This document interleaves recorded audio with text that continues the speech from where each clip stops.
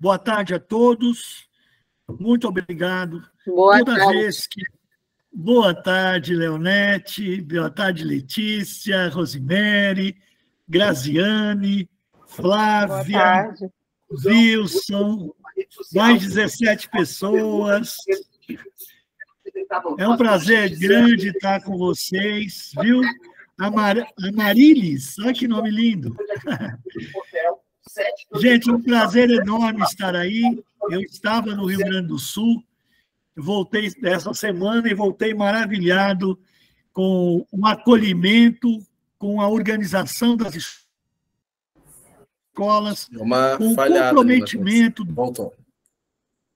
e com os colegas de história, né? Espero, gente, toda vez que eu começo uma formação como essa, eu peço a Deus para ser útil aos meus colegas, para somar as minhas experiências às de vocês, somar minhas práticas às de vocês, juntar minhas reflexões e minhas aflições também às de vocês.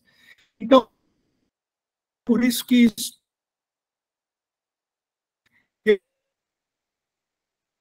para falar um pouco, né?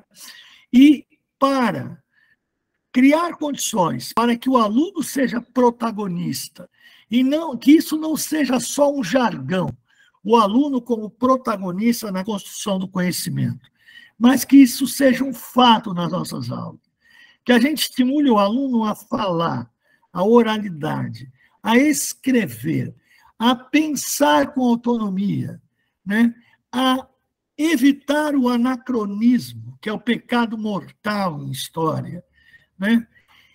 Enfim, estimular o aluno a pesquisar, entrevistar, refletir, propor, etc.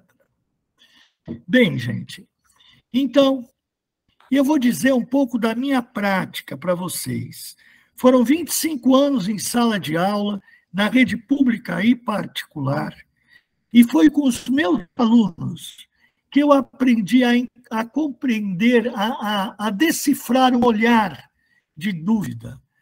Foi com os meus alunos, com as perguntas curtas que eles faziam, que eu aprendi, não é, um pouco do que eles conseguiam aprender do que eu dizia e do que eles conseguiam produzir.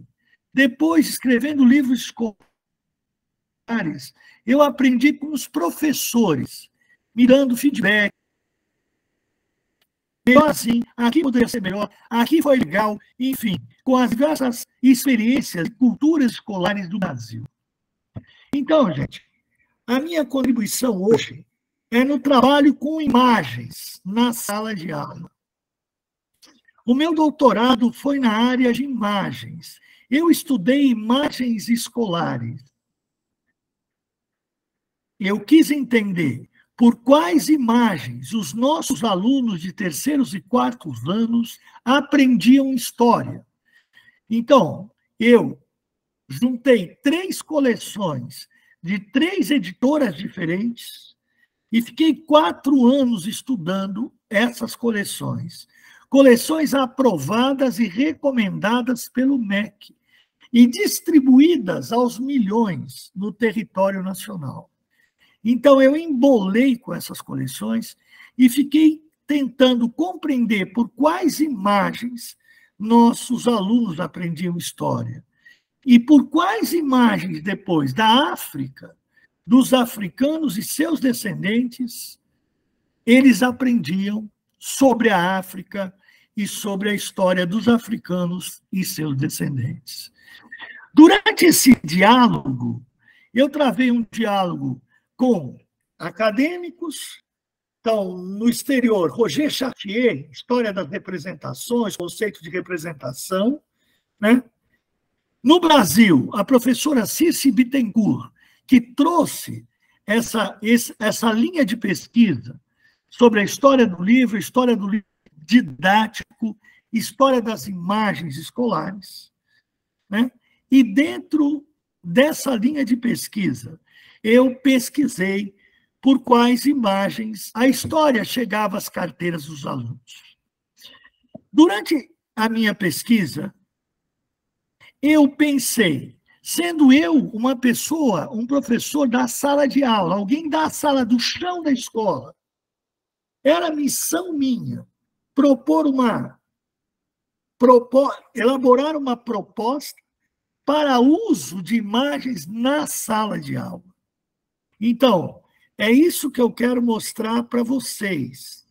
Eu vou apresentar uma proposta que eu elaborei para trabalho com imagens na sala de aula.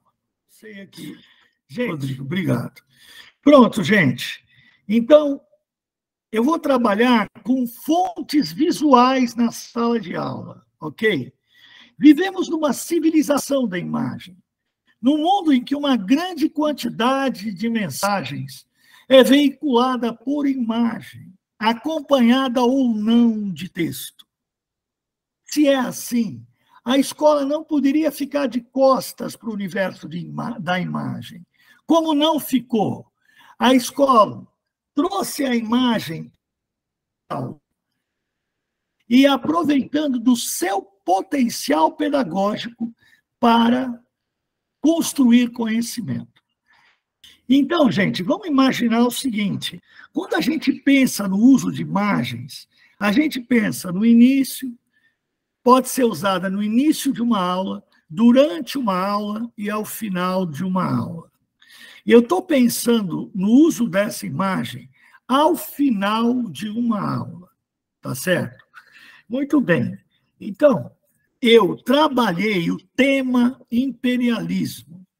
Então, eu trabalhei a corrida imperialista, a disputa entre as potências por áreas, riquezas e povos na África, na Ásia, durante a segunda metade do século XIX. Depois desse trabalho, eu apresento a imagem, tá certo? E aí começa a proposta, aí começa uma aula dialogada, onde o passo 1 vai ser apresentar a imagem e pedir ao aluno que fale livremente sobre ela. Então, reparem, gente, eu não vou apresentar a imagem com crédito e com legenda. Eu vou apresentar a imagem sem crédito e sem legenda e pedir ao aluno que fale livremente sobre ela. Então, o aluno vai falar livremente sobre ela. Veja, uma imagem fala quando eu pergunto. É importante não nos atermos ao senso comum de que a imagem fala por 1000 palavras. Não. A imagem fala quando eu pergunto. Por vezes ela fala, por vezes ela se esconde. Então é importante perguntar a imagem. Que perguntas eu faço a essa imagem? Quem são esses personagens? Como estão representados? O que estão fazendo? O que têm nas mãos? Como estão trajados, vestidos? Então, por exemplo, o aluno fala suas hipóteses. Quando eu peço para ele falar livremente, eu estou levando em conta aquilo que o aluno sabe ou imagina saber sobre a imagem. Ou seja, estou levando em conta os conhecimentos prévios dos alunos, o que ele sabe ou imagina saber sobre a imagem. Porque o estudante não é um vaso onde eu planto as flores que quero. Ele é portador de cultura, conhecimento, viu filmes, histórias em quadrinhos, ele tem, não é, uma série de elementos, tem uma cultura, uma religião, tem valores, etc, etc. Então, eu provoco.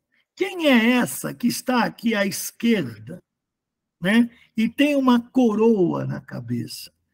Se o aluno responder, é a rainha, é uma rainha, já está ótimo. porque eu estou preocupado com a educação do olhar. Se ele disser a rainha da Inglaterra, melhor ainda. E quem está olhando feroz para ela está olhando com bastante raiva, né, para o seu oponente que está ao seu lado. E ele também devolve esse olhar raivoso, o que sugere rivalidade entre eles.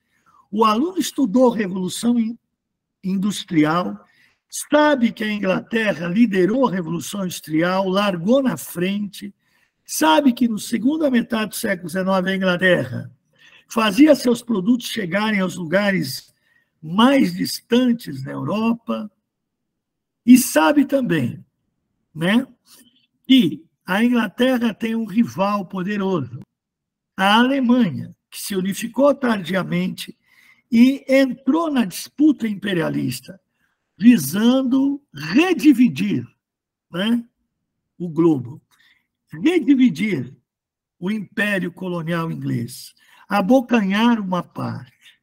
Então, isso explica essa troca de olhares pouquíssimo amistosos entre a Rainha Vitória da Inglaterra e o Kaiser Guilherme II da Alemanha.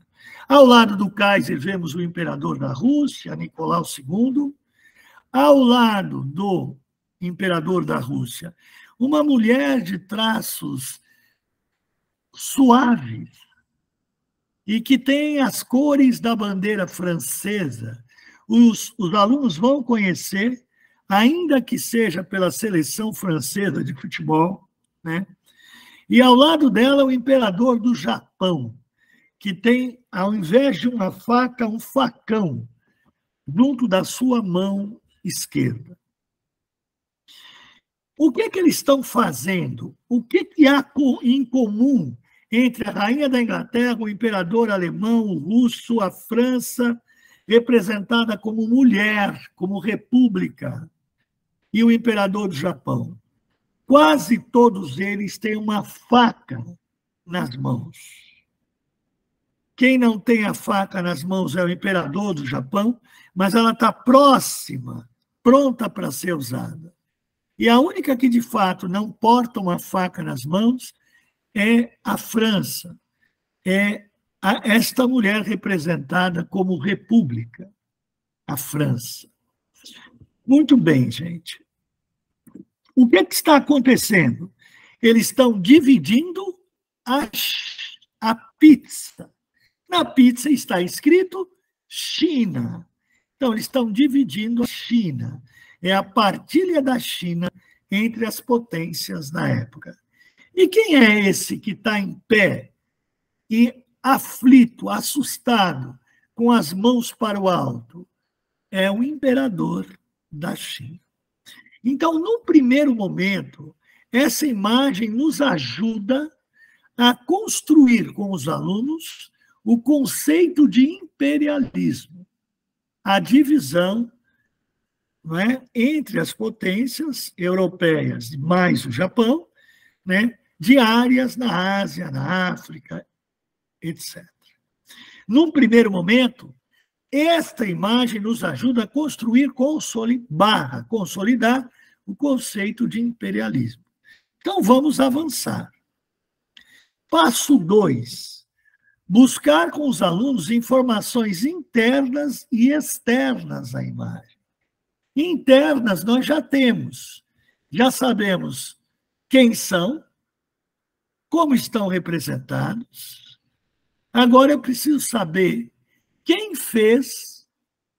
Informações externas. Para saber informações externas, eu faço 4 perguntas. Quem fez a imagem? Quando? Por quê? E para quem? Né?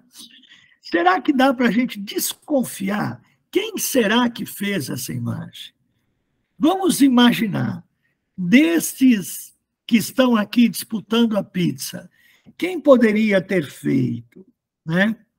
Vamos ver como a Inglaterra está sendo representada, de maneira um pouco caricaturizada. Né?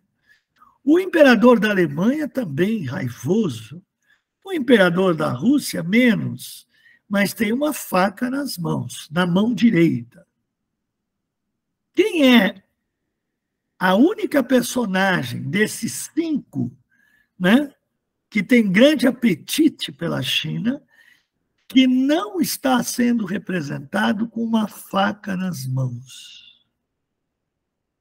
A França, que é representada como uma mulher de traços suaves, Marienne, república, e ela tem o barrete frígio na cabeça. Ou seja, ela tem um símbolo dos jacobinos. O barrete frígio é da Revolução Francesa, cujo lema é liberdade, igualdade e fraternidade. E o Japão? É quase que um samurai cobiçando com muita gula um pedaço da China. De fato, mais tarde, o Japão invadiria a China. Então, a única pessoa representada de maneira suave, né, é a França, e associada à liberdade, igualdade e fraternidade. Então, eu desconfio que o artista é francês. Vou pesquisar e confirmo: o artista é francês, Henri Meyer. O jornal que publicou é francês, Le Petit Journal. O ano é 1898, faltando 2 anos para findar o século XIX, quando a disputa entre as potências está mais acirrada. E entre o século XX, né, continua acirrada e desemboca na Primeira Guerra Mundial. Né? Quem fez? Por que fez? Ele, de certa maneira, está ironizando ou mostrando, evidenciando a disputa imperialista entre as potências. Mas enquanto ele agrava, enquanto ele caricaturiza a Inglaterra, ele isenta a França. Né? Ela, além de não estar com a faca nas mãos, ela está com uma expressão suave e indefinida. Não se sabe se ela está dizendo que o imperador russo escolha ou não escolha, faça ou não faça. Né? Enquanto o artista que fez a imagem alivia as expressões da França, ele deprecia a figura do imperador chinês. Olha como ele está sendo representado. Suas unhas mais parecem as de um gavião, enorme. Faltam dentes em sua boca. E os que têm, parte deles parecem estar apodrecidos. A barba é rala. Os olhos estão em direções quase que diferentes. No seu chapéu tem uma pena de gavião, perdão, de pavão, né? Associando a pessoa que usa animais para se enfeitar. Então, nós temos uma representação depreciativa do imperador da China e uma representação que alivia, que suaviza, né? Que, digamos, isenta de violência a França, o país do autor dessa charge. Então, essa charge nos permite trabalhar o conceito de imperialismo, sim, isso está evidente, mas permite também trabalhar o conceito de eurocentrismo.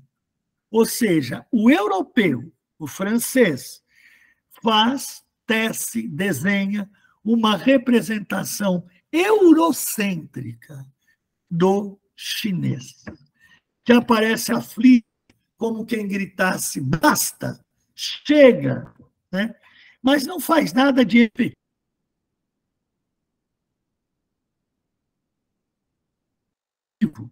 para o seu. Eu sei quem é que está de pé, por que está aflito, como foi representado. Eu passei por dois conceitos, o de imperialismo e o de eurocentrismo, e agora eu vou para o terceiro passo, que é a chave de ouro dessa proposta. Pedir elabore uma legenda para a imagem. Então, eu não vou fornecer a imagem com legenda nem com crédito. Depois de fazer esse percurso, eu vou pedir que o aluno produza um texto para a imagem. Ou seja, estimular a produção de texto, a competência escritora, a partir da imagem. Então, eu agora vou responder assim: trabalhar com imagens na sala de aula. Eu vou trabalhar com imagens por 3 motivos. Vale a pena vocês anotarem e a gente continua esse diálogo posteriormente. Vou trabalhar com imagem, primeiro, para a educação do olhar. Eu vou educar o olhar, ensinar a ver detalhes. Eu pego um quadro imenso como o Guernica, do Pablo Picasso, divido em cenas e planos o quadro. Canto superior direito, canto inferior esquerdo, ao centro em primeiro plano. Então, eu estou educando o olhar. Segundo motivo de por que trabalhar com imagens em sala de aula. Trabalho com imagem para construção, consolidação de conceitos. No caso dessa imagem, o conceito de imperialismo e de eurocentrismo. 3, eu trabalho com imagem para estimular a escrita na sala de aula, a produção de legendas. A legenda é um gênero textual. Quando eu estimulo na aula de história a produção de legenda, eu estou trabalhando de braços dados com língua portuguesa e trabalhando com arte. A professora de língua portuguesa trabalha com gêneros textuais. Eu estimulo a produção de legenda. É um desses gêneros textuais. No 6º ano, vai ser comum o aluno descrever a imagem. Isso é importante, muito importante. Descrição é uma habilidade importante em história. Depois ele associa, depois ele relaciona cada personagem a um país.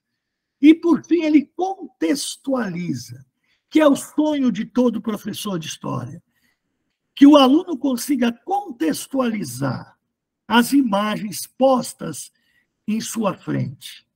Então, essa imagem foi produzida no contexto da corrida imperialista, quando os europeus adotavam uma postura eurocêntrica e com uma teoria racialista, né, que falava em superioridade da raça branca sobre as outras e sobre levar a civilização aos outros continentes. Então, gente, é isso. A educação do olhar, construção, consolidação de conceitos e o estímulo à escrita. Ler e escrever. Mas ler não garante que o aluno vai escrever bem. Aprende-se a escrever escrevendo. A escrita é uma prática. E nós, professores da rede pública, temos compromisso. É um compromisso de todos nós. História, geografia, matemática, ciências, língua portuguesa, língua inglesa. Ler, interpretar e escrever é compromisso de todas as áreas. É compromisso da escola e não exclusivamente de língua portuguesa. Então, é importante que todos nós, né, incentivemos os nossos alunos a produzir textos, a responder questões dissertativas. E, a partir do 8º ano, já ir preparando esse aluno para o grande dragão do Enem, que é a redação. Um texto dissertativo argumentativo. em história, é o que fazemos constantemente. Gente, agora vocês estão craques. Abram o microfone e me ajudem. Isso é uma imagem do 7º ano. É um juramento de fidelidade entre o suzerano e seu vassalo. Juramento de suzerania e vassalagem entre a nobreza da Idade Média. Tá certo? Agora vocês vão me ajudar. Quem é o suzerano e vassalo nessa imagem? Me ajudem, gente. O suzerano está à direita, o vassalo à esquerda, porque está ajoelhado. Como é seu nome, professora? Flávia. Perfeito, professora Flávia. Assim, então.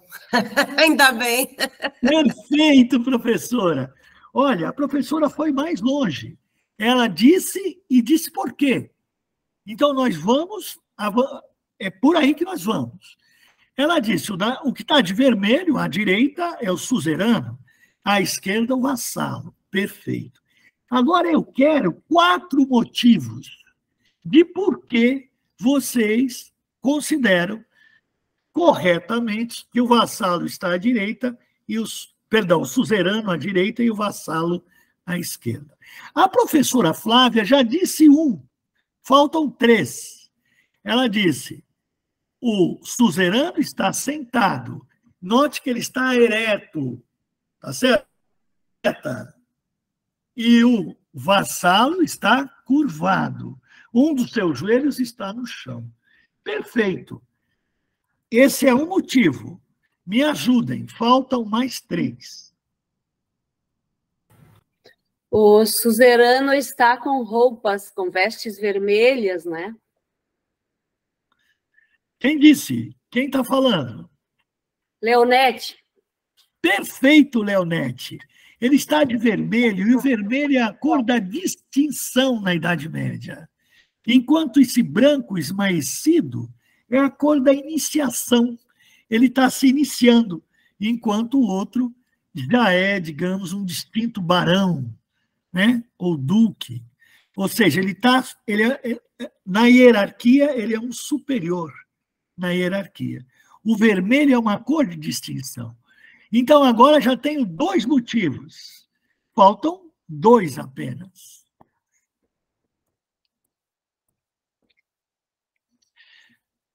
Olhem todos os membros, vistoriem tudo, não deixem nada. Bom, eu sou da geografia, então menos conhecimento aí nesses conteúdos. Fique tranquila. Mas tem a questão daquele negócio que ele usa na cabeça ali, que eu não sei o nome correto, que Perfeito. também traz uma diferenciação. Perfeito. Ele tem a cabeça coberta, né? Muitos bispos também usavam, né, esse tipo de... Enquanto o outro está com a cabeça descoberta, apenas uma tiara na cabeça. Mas agora eu quero mais um. Eu preciso de mais um, me ajudem. Olhem todos os detalhes. Cada pedaço do corpo de cada um.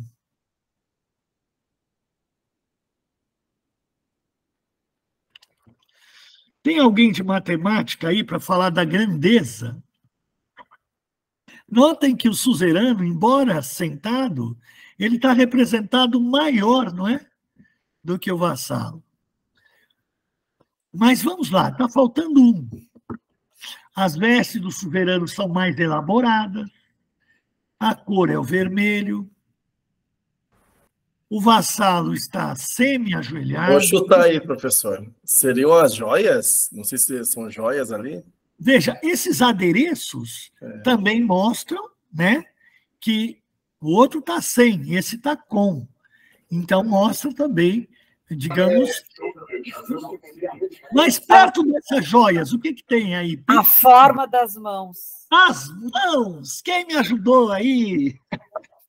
Isso mesmo. As mãos do suzerano estão por fora, abrigando. E as mãos do vassalo por dentro. Então, a cor da roupa, a posição do corpo, a posição das mãos, os adereços que eu vejo, né? As vestes do suzerano, enfim, esses elementos me ajudam. Olha, vocês citaram todos, né? Me ajudam, né, na educação do olhar. Sugerem que este da direita é o suzerano e o da esquerda é o vassalo. Agora, veja, essa imagem me ajuda a consolidar um conceito central do feudalismo, que é o juramento de fidelidade entre suzerano à direita e vassalo à esquerda. Entre eles está o escriba anotando os compromissos, né? Quando a filha de um fosse casar, o outro contribuía com o dote. Quando o filho de outro fosse se armar cavaleiro, o outro contribuía com o dote. Então, há uma relação de fidelidade numa cerimônia chamada homenagem, né? Onde o vassalo presta juramento ao seu senhor, mas ele tem também reciprocidade. Se um dos dois tem que depor do tribunal, o outro comparece em sua defesa. Pede-se ao aluno, então, já pensou, gente, o aluno já viu isso no texto, já viu isso na explicação do professor, e agora a imagem consolida esse conceito de juramento de fidelidade, que é central no feudalismo. Beleza, gente? Vamos avançar um pouquinho? Que tal? Quem disse que é de geografia aí? Como é o nome da professora? Professora Letícia. Professora Letícia, imagine 2 aulas de geografia, tá? A primeira é assim, o professor entra e diz assim: bom dia, hoje nós vamos estudar a ordem mundial bipolarizada, que emergiu dos escombros da Segunda Guerra em 1946 e teve fim com a dissolução da União Soviética em 1991. Que tal esse começo de aula? Chato, né? Um começo bem chato, né?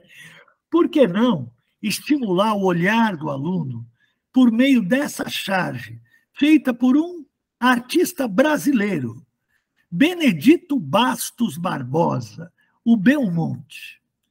Então, vamos lá. Eu posso introduzir uma aula dialogada, ou posso usar essa charge numa avaliação em geografia ou em história, quando eu estiver trabalhando com Guerra Fria. É esse o conceito, ordem mundial bipolarizada. É esse o conceito que essa imagem me ajuda a consolidar. Então, vamos lá, gente. Quem é esse jogador que está à direita, de bigode, com esse bigode enorme? Quem é? Não precisa dizer o nome, mas que país ele representa, esse jogador? União Soviética. Perfeito! A foice e o martelo, certo? Isso. E esse jogador representa que país? À esquerda. Que país ele representa? Isso! Estados Unidos. Perfeito! Então, amanhã eu tenho uma palestra em Caetité. Eu vou levá-la, você entra junto, eu pergunto, você responde, e a gente não diz que é combinado. Pode ser? Então, ó, gente, União Soviética, Estados Unidos, disputando a bola. E a bola é o quê, gente? A bola é o Planeta Terra. O planeta Terra, o mundo. Então, eles estão disputando o mundo. Como é que está o céu? Como é que o céu foi desenhado, gente?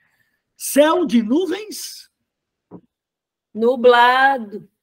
Escuras, carregadas.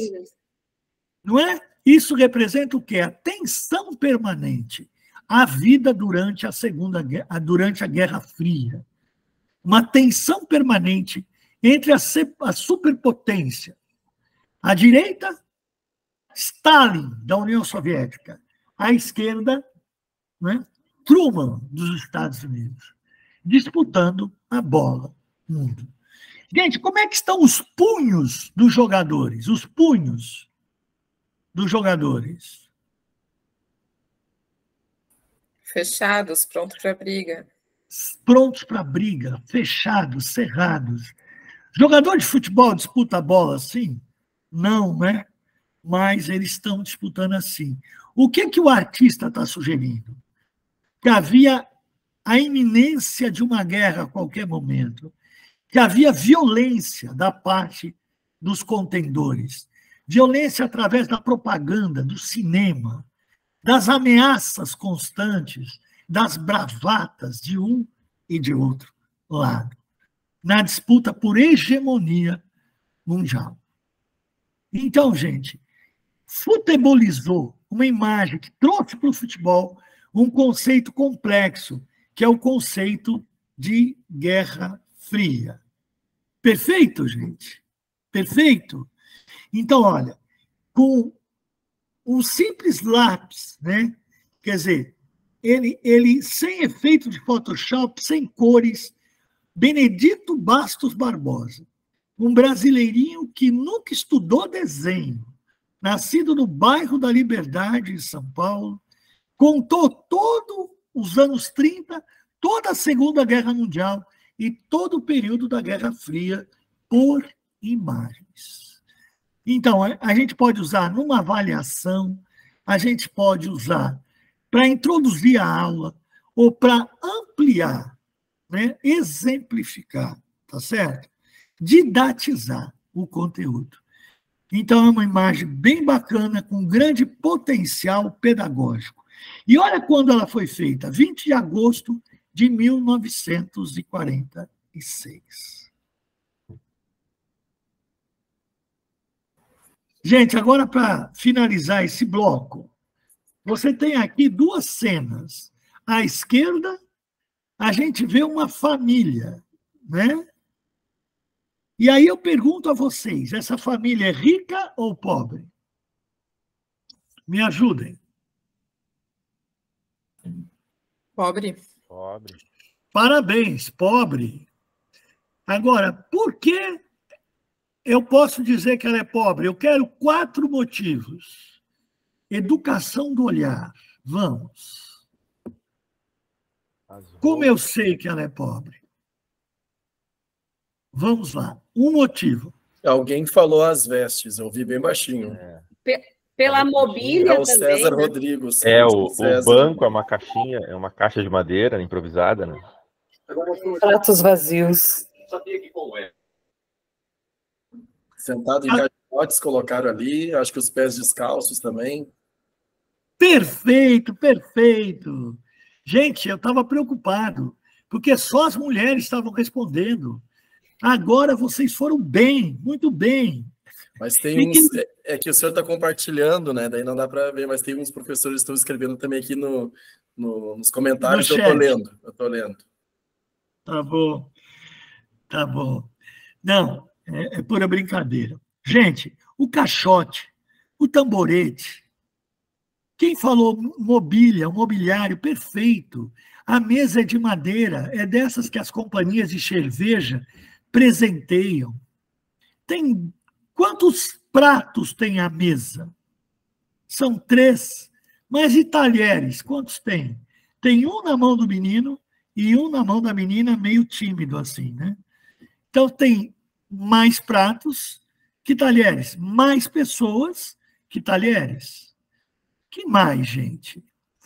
Então, o chinelo, pés descalços, quem falou pés descalços? Muito bem. Exiguidade de talheres, a mesa, o caixote, tudo isso sugere. E essa boca de ansiedade, né? Sugere, né, que estão com fome. Né? Quem está trazendo a comida? A mãe. Né? E aí, muito bem, a mãe vem, vamos para a cena 2. Quando a mãe levanta a taça, levanta a tampa, o que se vê no lugar da comida, gente? Me ajudem. Taça de campeão do mundo de futebol. A taça Jules Rimet, 1900, né? Para frente, Brasil do meu coração. Vamos juntos todos. 1970, tricampeonato mundial de futebol, taça Jules Rimet. E qual é a reação dos que estão à mesa? Decepção, né? Isso. Decepção. Isso, decepção. Né? O queixo cai. Né? E o que quem é o artista? Quem é o artista? Quem fez essa chave? Ziraldo Alves Pinto, o grande Ziraldo. 1970 é o ano.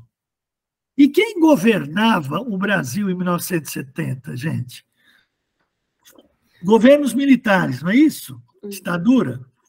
Governo do Emílio Garrastazu Médici. O Médici se autodeclarava torcedor número 1 da seleção brasileira. Tá certo? Então, veja, o que o Ziraldo está criticando? Falta comida à mesa dos mais pobres. Mas tem futebol, mas tem a taça. Né? Quer dizer, como se falasse uso político do futebol. Futebol em vez de comida. Então, dá para trabalhar o conceito de alienação.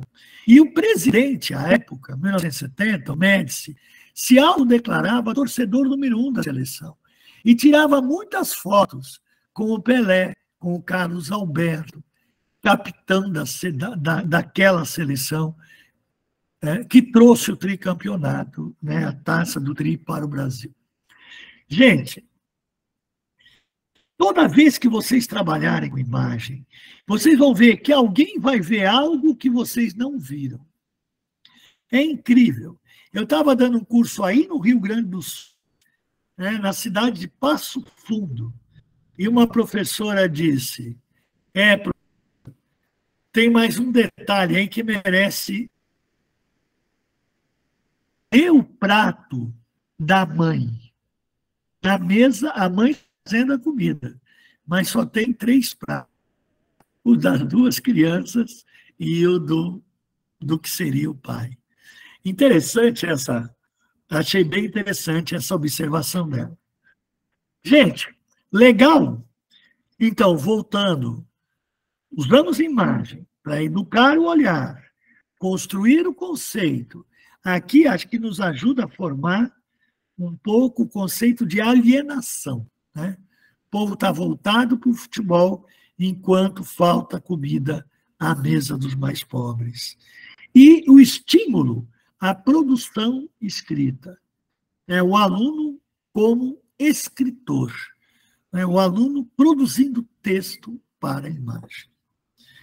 Bem, gente, professor, pois não. Assim, essa imagem me lembrou uma atividade, eu sou professor de geografia, né? Daí, ao trabalhar no 6º ano, eu trabalho a leitura de imagens com a obra A Família, da Tarsila do Amaral, que é uma obra de 1925. E daí tem questões assim para eles, quem é a mãe, quem é a avó, quem é o pai, qual é a profissão deles, tem que ir analisando a imagem, né? E uma das perguntas que sempre causa assim, uma diferença é se eles são felizes ou tristes, né? E daí uma coisa que sempre assim, eu percebo bastante, quando eu faço essa atividade na rede privada, eles falam que eles são tristes porque estão sem dinheiro. Quando eu faço atividade na rede pública, eles falam que eles são alegres porque estão juntos.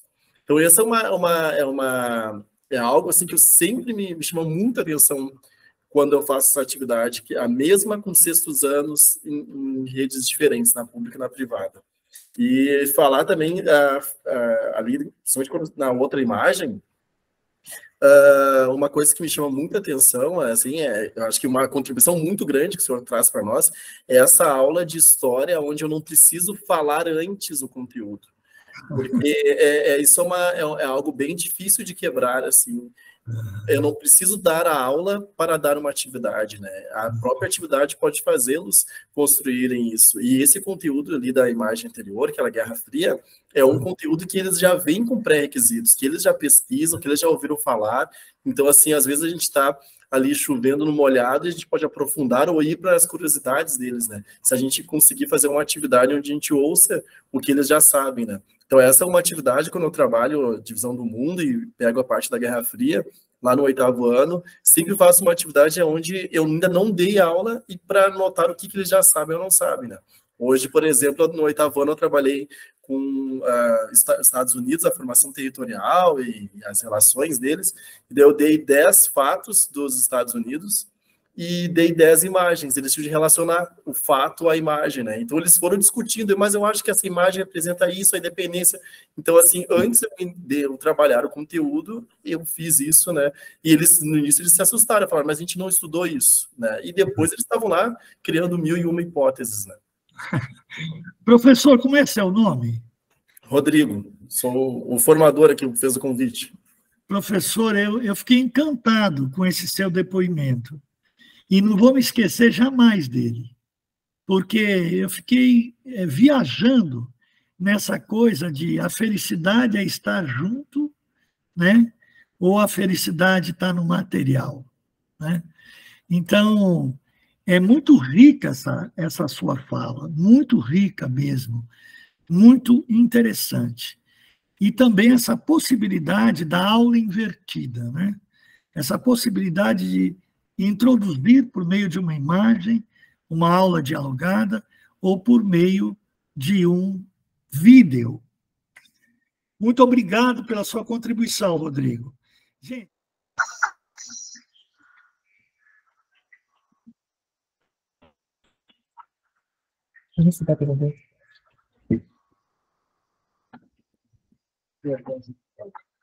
Pessoas que realmente entram em contato com a cultura indígena, elas nunca mais são as mesmas pessoas.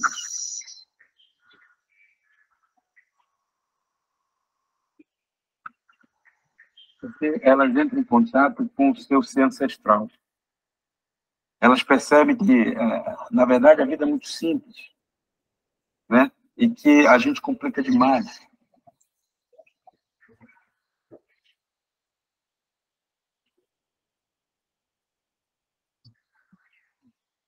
Uma coisa que eu conto sempre, mas eu conto aonde puder contar, porque eu acho que as pessoas precisam saber disso, né? Diz muito respeito ao preconceito que eu vivi quando criança, por ser índio, né? E ir para a cidade estudar, ir para a escola, e a escola... Mas esse índio não era assim alguma coisa romântica, poética, não.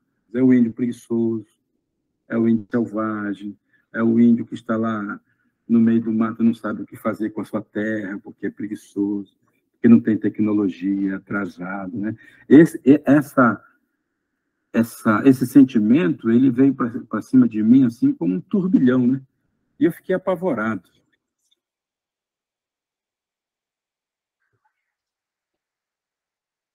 Aquilo, naquela época, me fez prometer que, quando eu crescesse, eu não ia querer ser índio. Eu não ia aguentar essa carga, né? E aí entra a figura que eu acho mais importante na minha trajetória, que foi meu avô.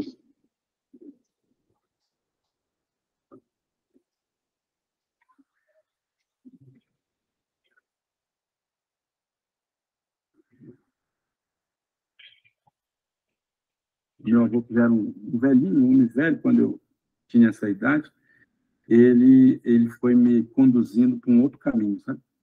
Um caminho de dizer, olha, meu neto, calma lá, vamos ouvir a natureza, né?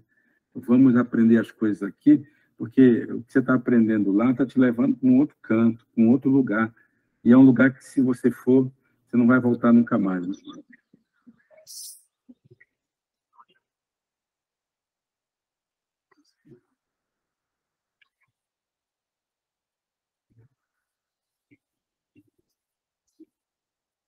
Foi ele que me levou na beira do rio e disse assim, escuta o rio aí, porque você está precisando ouvir o rio. E eu, cabeçudo, não sabia que rio falava, né? E foi ele que foi dizendo que fala assim. Você que está com a cabeça muito cheia de barulho, né? O rio fala. E ele fala que a gente precisa ser perseverante, né? A gente precisa andar sempre. O caminho da gente é de chegar no grande rio. O sonho dele, o que ele traz dentro dele, é o desejo de atravessar isso aqui para mergulhar no grande rio, que está lá longe. E se ele parar aqui, diante do obstáculo, das dificuldades, o que vai acontecer?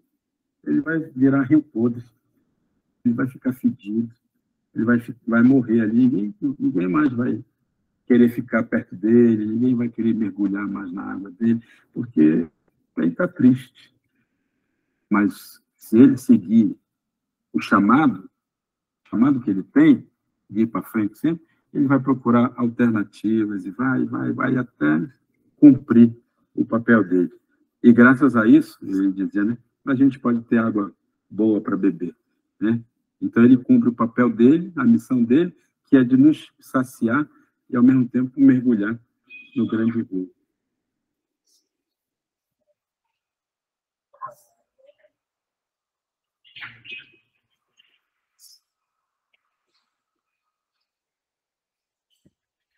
Sempre lembro desse meu avô, eu fico assim bastante contente de tê-lo tido na minha história, porque quando ele estava para morrer, eu cheguei com ele todo feliz, assim, ele dizia, olha, avô, eu queria dizer para você que eu sou índio, né? Todo orgulhoso, porque eu tinha passado por esse momento difícil.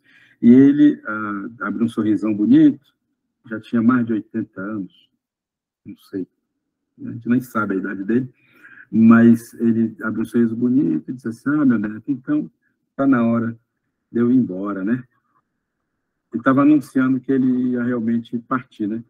E antes disso ele falou assim, mas meu neto, saiba de uma coisa, você não é índio não, você nunca foi índio. Como assim, você é munduruku, você pertence a um povo, você tem raiz, você tem um lugar de onde você veio. Essa coisa de ser índio é coisa lá da cidade. Você é munduruku, você é um cidadão, né? Você é um ser humano munduruku. É isso que você tem que levar daqui para frente. É uma história simples, mas que fala desse nosso espírito ancestral que a gente está deixando de lado, né? Porque outras vozes estão falando muito alto na cabeça da gente e, às vezes, a gente esquece da simplicidade, né, de ouvir a natureza. Aliás, a natureza está falando agora. Parece que vai chover. Gente, estão me ouvindo, né? Olha bem o percurso que ele faz. 9 anos, sai da aldeia, vai para a cidade, e lá ouve falar que índio é preguiçoso, que índio é selvagem, etc. Aquilo bate tão forte nele que ele diz, eu jurei que quando eu crescesse, eu não ia querer ser índio. A negação da sua identidade, do seu pertencimento a um povo. E nós sabemos a importância que isso tem para cada criança, e tudo de 9 a 12 anos, né? Isso. O Daniel tem muitas publicações, né? Depois ele passa por todo um percurso e aí chega e diz para o vô dele, isso, em trabalho sobre o bullying. Muito bem, Ana Paula, isso mesmo. Aí, veja, ele chega para o avô e diz, vô, eu queria dizer para você que eu sou índio. Todo feliz. Ou seja, assumi minha identidade.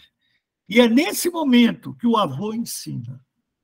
E é nesse momento que ele diz, você não é índio, não. Você é munduruku. Índio é coisa... Ou seja, índio genérico não existe. Aquilo que nós, professores de história, ensinamos. Então, olha quanta coisa a gente pode trabalhar.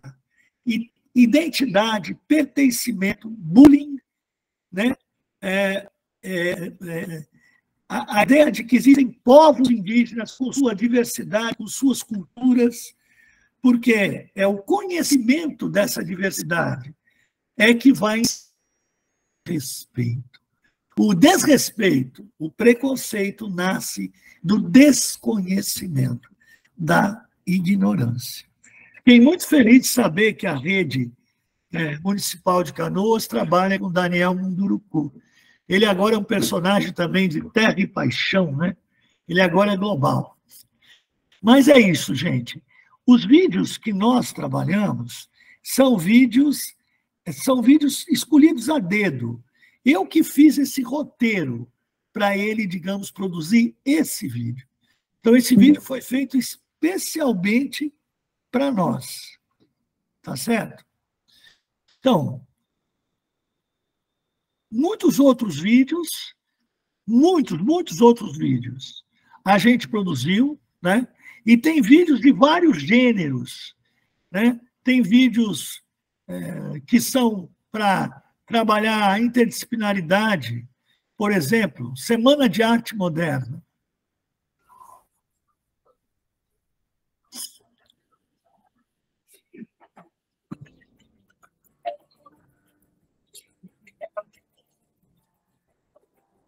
Ao fevereiro de 1922, acontece um carnaval diferente no Teatro Municipal. Artistas inquietos e um público endinheirado.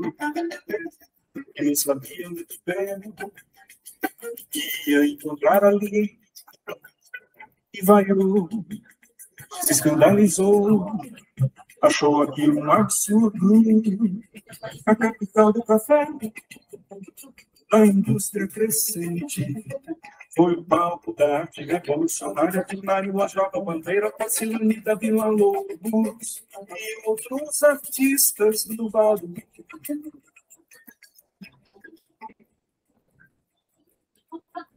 A época era mesmo de ebulição.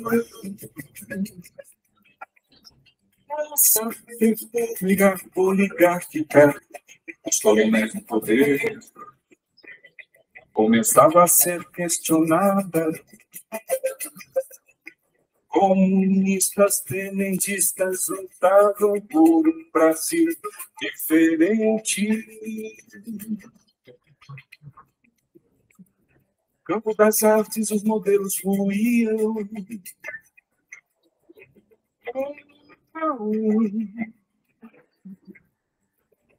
Demolidos pelas vanguardas da Europa. E aqui também crescia um desejo forte de afirmar o Brasil como polo de criação, não só de imitação. Tarsila, Anitta, Bandeira, Mário Oswaldo e Vila Lobos. Juntos propondo que o Brasil se voltasse para dentro, para sua riqueza enorme e singular.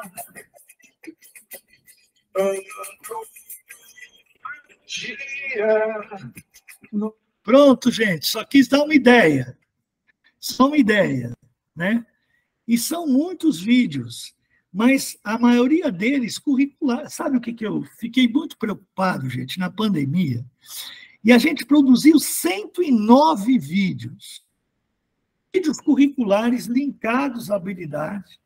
Depois a gente produziu atividades para cada ano, 6º ano, 7º ano, 8º ano, 9º ano.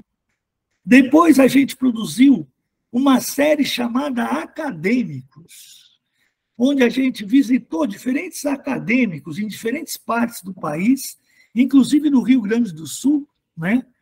Na Federal, a professora Margarete Bacos, que é egiptóloga, e entrevistamos esses acadêmicos.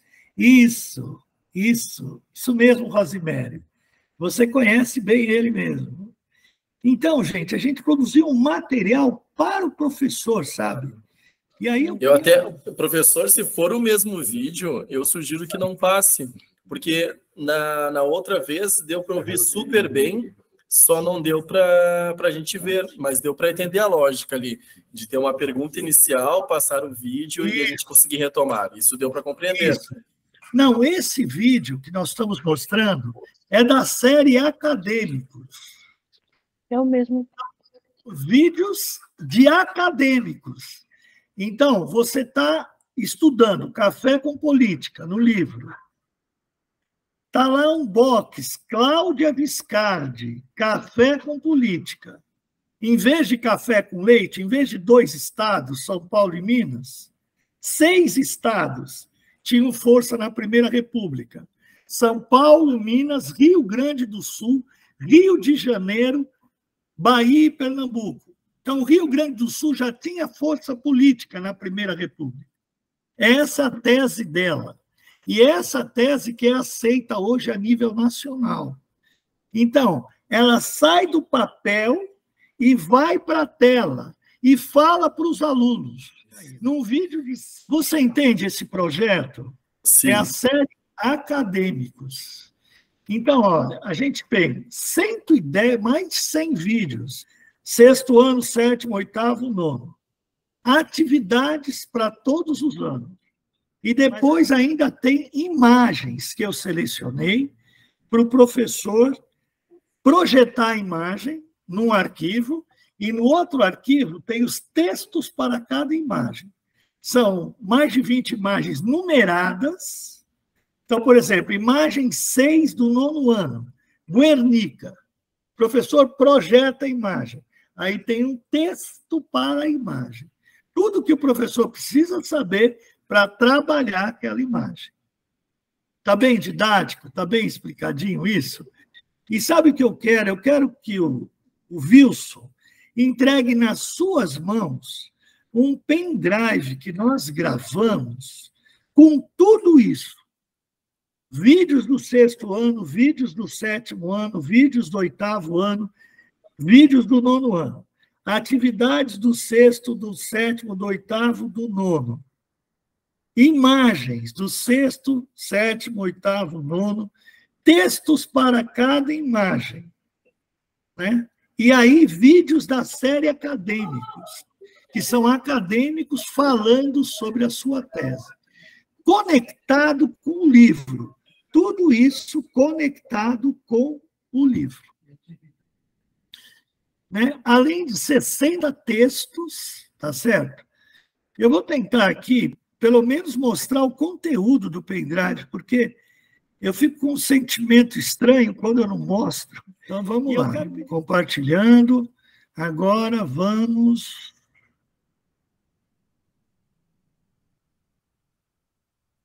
Olha o 6º ano. 6º ano. Todos esses vídeos estão linkados à habilidade. História e tempo, fontes e conhecimento, seres humanos, o processo de sedentarização, primeiros habitantes, Egito, África Antiga. Aliás, eu fui o primeiro autor a trazer a África para o livro didático. Eu trouxe no ano 2000, né? Depois trouxe leitura de imagem para o livro didático. Mesopotâmia, guerra e patrimônio, hebreus, fenícios, persas, astecas, Grécia, Roma, enfim. Tudo isso é 6º ano, vídeos para o 6º ano. 7º ano. Então, vídeos linkados à habilidade. O Daniel Munduruku, aquele vídeo, Reinos e Impérios Africanos, a África antes dos europeus, a cultura dos iorubás, griot, a África em nós, do românico ao gótico, renascimento, reforma, grandes navegações, a conquista da América, que é aquele que eu passei para vocês. Aí vem o 8º ano. Todos esses temas, iluminismo, Revolução Industrial, Revolução Francesa, tudo linkado à habilidade, tá certo? E no 9º ano tem mais do que nos outros anos, porque além de todos esses vídeos curriculares, Primeira Guerra, epidemia, Segunda Guerra, Grande Depressão, fascismo, nazismo, tem também vídeos como a violência contra a mulher, né? Fake news, o que fazer com elas? Tá certo? Se abrir, será que vocês vão conseguir ver? Vocês me sinalizam se estão conseguindo ver? Fake news. O que fazer Tem com som, elas? tem imagem. Professor Doutor Oi? Alfredo Boulos Som e Júnior. imagem estão ok. Você já recebeu pelo celular uma notícia bombástica? O que fez com ela? Repassou? Desconfiou dela e foi checar se era verdadeira ou uma fake news? Fake news é o assunto desta videoaula. São tantas mentiras que circulam pelas redes sociais que a expressão fake news passou a fazer parte do nosso dia a dia. Erros de informação em telejornais também são fake news? Não, né? Quando os apresentadores de telejornais erram, dizem, erramos e pedimos desculpas pelo nosso erro. Então, o que é, afinal, uma fake news?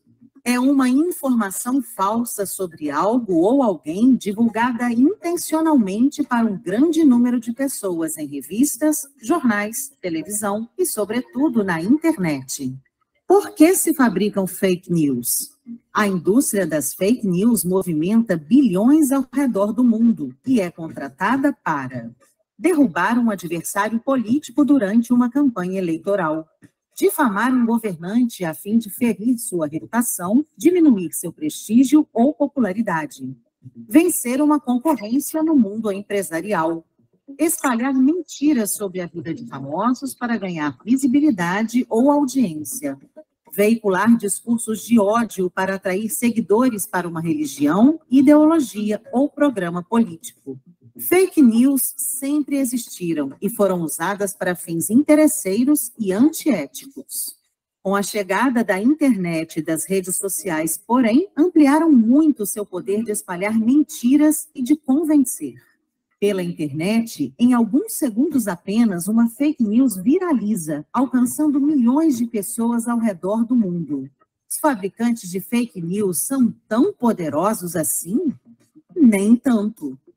Mas por que então isto acontece? Isto acontece porque muitas pessoas repassam notícias sem pensar, contribuindo para sua rápida viralização.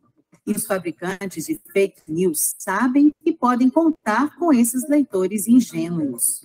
Pesquisadores do MIT, Instituto de Tecnologia de Massachusetts, nos Estados Unidos, comprovaram que notícias falsas se espalham muito mais rapidamente que as verdadeiras.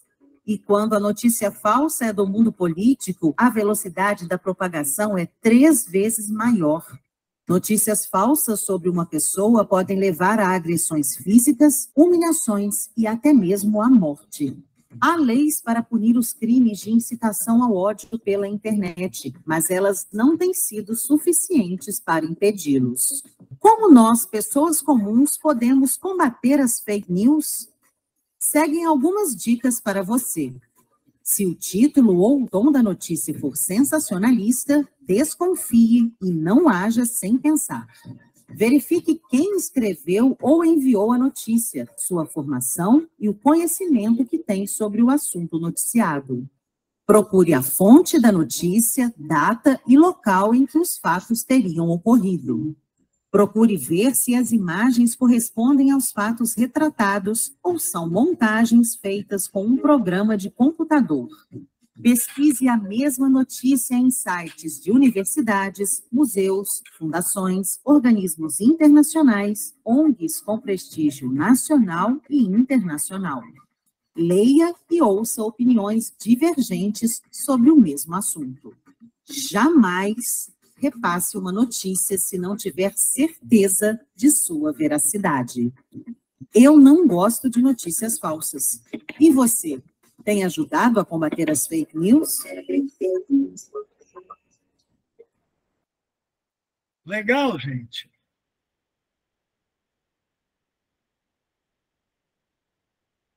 Então, olha, vocês viram, vídeos para todos os anos. Aí vem atividades.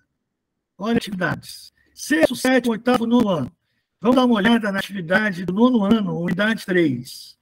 O que eu faço com essas atividades? Atividades com mapas, certo?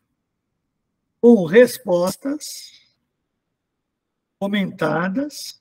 Por exemplo, essa atividade aqui, ó, da PUC, né? você fala da relação entre esporte e Olimpíadas. E olha o tamanho da resposta. A resposta garante, orienta o professor. Interferiu no cotidiano, penetrou também nos mais variados campos da vida social.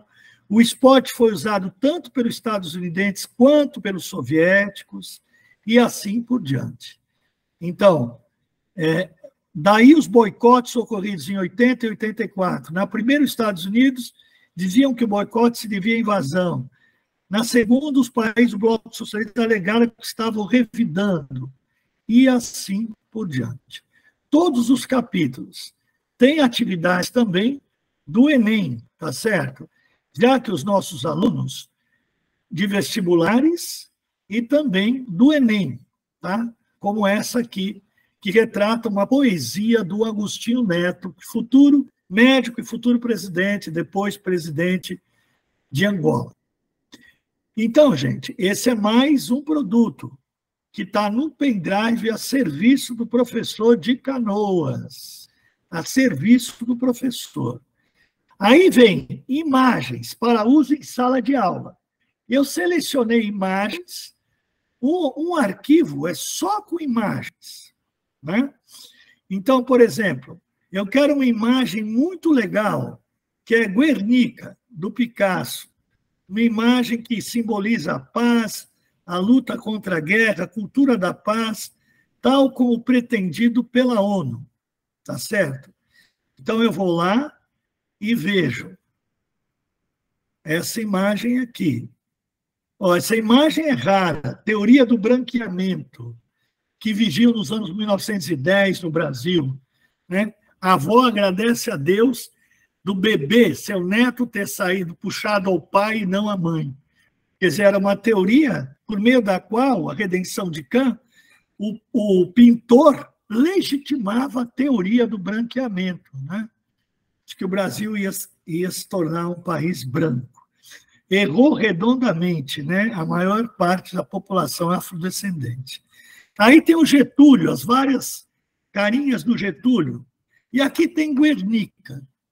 Então, aqui o professor projeta a imagem, tá certo? Essa imagem rica, interessante, e aí vem as perguntas. Esse filho, esse bebê morto no colo da mãe, esse touro angustiado, esse cavalo que tem uma espada espetada, o desespero dessa mulher do lado direito. Então, tem uma série de perguntas. E aí, tudo que o professor precisa saber, tudo, ou quase tudo que ele precisa saber, está no outro arquivo, que ele também vai ter em mãos, que é o arquivo, né? Aqui, ó. A imagem 6 é uma reprodução de Guernica. O tamanho, como ela é conhecida, onde ela se encontra, em que museu, a relação dela com a Guerra Civil Espanhola, e vai. 26 de abril, bombardeio da pequena cidade. No canto esquerdo, uma mulher gritando agoniada. E aí vai descrevendo a imagem, analisando a imagem. Conta-se que numa exposição em Paris, um representante da Alemanha nazista, apontando para Guernica, perguntou para Picasso: esta obra é sua? O artista teria respondido: não, é de vocês. Então, gente, são elementos para ele trabalhar a imagem na sala de aula. Beleza? Então, esse é mais um apoio ao professor. Precisamos apoiar o trabalho. E aí a série Acadêmicos, que eu vou mostrar um vídeo, Café com Política, Cláudia Viscardi.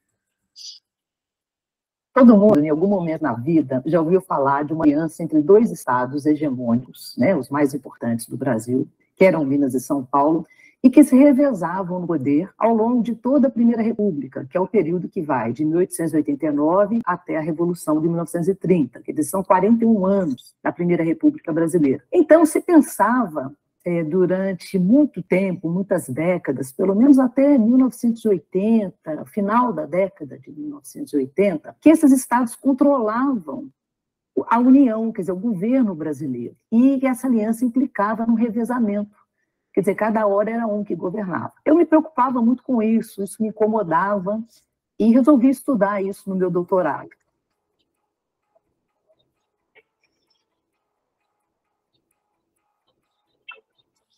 Eu trabalhava com correspondências trocadas entre os presidentes da República, porque na época não tinha internet, não tinha rádio, não tinha telefone. A correspondência era a única forma das pessoas se comunicarem.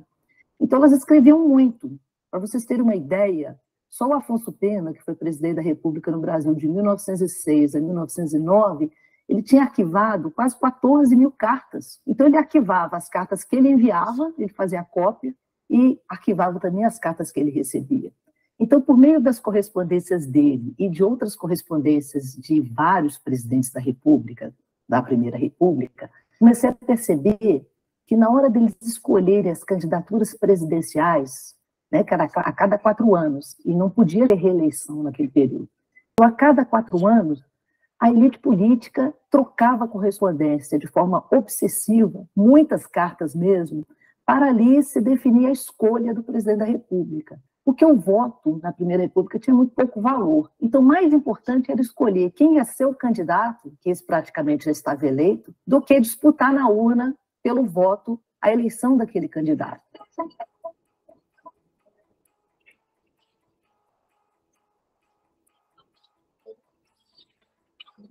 Eu passei a perceber que, ao invés de 2 estados, apenas Minas e São Paulo, haviam pelo menos 6 estados que atuavam de forma muito efetiva na definição das candidaturas, porque eram estados também hegemônicos. Que estados eram esses? Minas, São Paulo, Rio Grande do Sul, Bahia, Rio de Janeiro e Pernambuco. Por que esses estados eram mais importantes? Porque eles eram os mais populosos. Na época da Primeira República, só votava quem era alfabetizado. O estado que tivesse o maior número de habitantes e o maior nível de alfabetização, eles tinham maior poder. Por quê? Porque eles tinham poder eleitoral de seus habitantes e as vagas que eles tinham no Congresso, o número de cadeiras que eles tinham, era proporcional ao número de habitantes alfabetizados que eles possuíam. Então, esses estados eram os maiores, né, do ponto de vista habitacional e também de letramento da população. Ao mesmo tempo, eram estados que economicamente eram mais fortes. Dentro desses 6... Pronto, gente. Eu acho que já deu para ter uma ideia. Esses pendrive vai chegar inteirinho na mão do professor Rodrigo, né? Espero ter sido útil a vocês. Eu quis apresentar uma prática de leitura, eu quis apresentar roteiros para a gente trabalhar com vídeos e apresentar a relação, aproximar a universidade da escola. Quer dizer, fazer com que os nossos alunos convivam também com acadêmicos. Então, que eles entrem na sala de aula e falem para os alunos. Dá para entender tudo direitinho que a Cláudia Viscardi fala, não é verdade? E eles estão, então, em contato direto com um acadêmico, tá certo? Que é titular de uma universidade. Então, esse é o esforço, gente. Esse é o esforço de oferecer o melhor para o nosso aluno e dar oportunidade para que o aluno da rede pública tenha condições de disputar uma universidade, né? E que possa ser aquilo que ele sonha ser, e não aquilo que a sociedade escolheu, reservou para ele. Tudo o que ele sonha e pode ser. Agora eu quero ouvir vocês, por favor. Ó, o dedo embaixo. Apareceu para ti? Bom, eu vou começar aqui falando, então, professor. O Rodrigo, então, aqui. Acho que foi de suma importância, né? Eu atuo aqui também não só na formação, mas também na parte do núcleo de carreira. Então, às vezes eu atendo diretores, supervisoras, né? Eles trazem assim, quem sabe a formação possa falar de tal coisa, e uma dificuldade que tem, assim, o texto ele é muito importante, né? Mas ele não pode ser só uma aula só de texto, né? E ainda mais os estudantes vindo agora com muita dificuldade de leitura e interpretação, né? Voltando desse período pandêmico, né? Então, essas estratégias de utilizar vídeo, imagem e mapas, por exemplo, é algo de suma importância pelo fato de que faz com que os estudantes que possam ter dificuldade em ler a história, compreender a história através de textos, né, possam interpretar de outras formas, né, com outras linguagens, né. Claro que também tem a ressalva de que não pode aparecer agora numa prova, na próxima prova, um monte de músicas, obras de arte, mapas, imagens, sem nunca ter explorado essas habilidades com os estudantes, né? Então, é uma caminhada, né? Então, ela não pode aparecer, trabalhar com charge numa prova, sem nunca ter trabalhado com charge em sala de aula, né? Então, é uma construção, né? Para que o estudante consiga dar conta daquele instrumento avaliativo, né? Mas eu acho que essas mensagens, informações, conhecimentos são de suma importância aqui para a nossa rede, né? Que é uma rede que tem professores muito habilitados, bem habilitados aqui para cumprir aqui com a educação, né? Então, foi de grande valia, sim. Muito obrigado. Queria ouvir... E agradecer também, olha, gente, eu ganhei um livro do Boulos na passagem dele aqui, né, Dicionário da Escravidão e Liberdade. Eu também atuo aqui no GTRE, então vai ser muito útil. Muito obrigado. Eu que agradeço. Eu acho que isso é uma prática que a gente tem que aprofundar. Trocar ideias sempre, manter contato sempre, né? Eu gostaria de ter o e-mail de vocês para mandar material de apoio sempre e colocar o nosso escritório à disposição de vocês para aquilo que vocês precisarem. Tá bom? Lá tem um telefone, um WhatsApp, vou passar tudo aqui para o Rodrigo e vocês podem pedir o que for e o que tiver ao nosso alcance. Nós temos bancos de vídeos, nós temos muita... A gente pesquisa temas específicos e vai ajudar vocês na sala de aula. E esse material do pendrive, eu acredito que ajudará muito, e esse é o nosso sonho, ajudar o professor, estar de braço dado com o professor, não aparecer e desaparecer. Tá bom? Muito obrigado, Wilson, muito obrigado, Rodrigo. Também está instável, mas agradeço muito a formação. Olha aí, minha internet. Isadora, parabéns. Ai, que gostoso. Vocês aí são... Alguns professores tiveram que voltar para a sala de aula e me mandaram assim no privado, Rodrigo, eu tive que sair, mas estava ótimo, né? Então, assim, percalços com internet, com essa distância, isso todo mundo já passou, né? Mas, no final das contas, foi uma formação excelente, professor. Foi ótimo, assim, trouxe muita coisa boa para nós.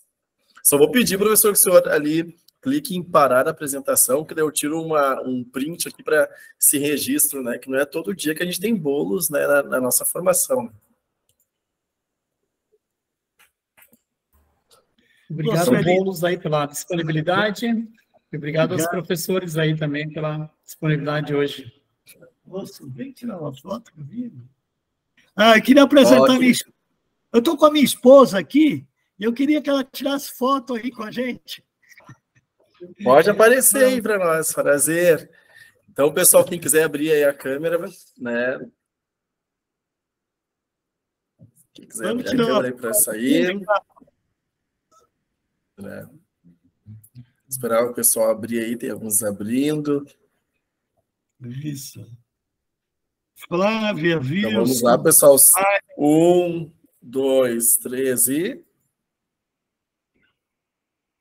E foi. Obrigado, gente. Foi. Muito obrigado.